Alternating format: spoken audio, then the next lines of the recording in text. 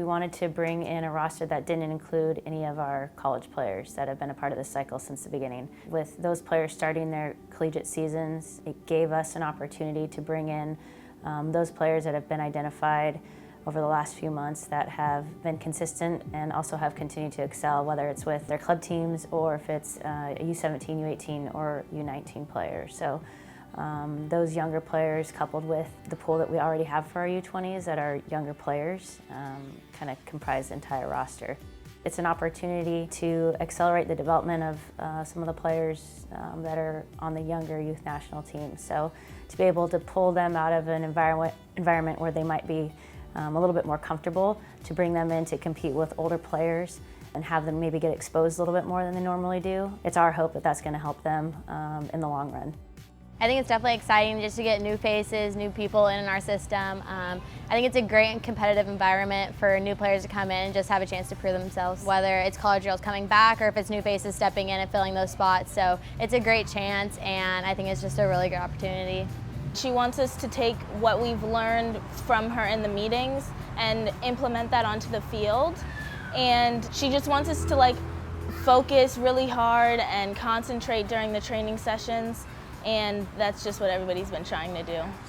The vibe of the camp is pretty. There's a lot more youthfulness that's going on. Whether it's a little bit more laughter, whether it's a little bit more uncertainty, perhaps in the way that they're playing, or just kind of feeling out the situation, because they don't know me that well, and I certainly don't know them well enough. The first few days we've been kind of feeling each other out, but at this point it seems like they've become pretty comfortable, and hopefully that'll continue the rest of the week. Let's see if there's a relationship between Em and Marley in regards to movement. Does that make sense?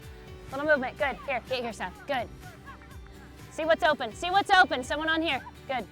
So you have to be moving, and that movement and that interchange creates things for everybody else, okay? And you have to understand that, and you have to love that part of the game, because your movement creates someone to get a ball that gets an assist, right? Or someone that gets the through ball for the goal, okay? And that's kind of the evolution that we want to have with this group. That make sense?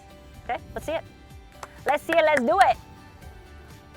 Even though there's some younger girls, it's still really competitive, because everybody wants to show their best and maybe even have a spot on the U20s. And today when we scrimmaged, everybody was going 100%. They were trying their best, and that's all you would ever want from a camp. So we have to be able to put together a roster for qualifying, which comes up in December. So we wanted to take a look at those younger players and see if there's any players that are going to be able to contribute to our hopeful success. So we'll wrap this camp up, head to Honduras in September to get exposed to that environment, since our qualifying is located there.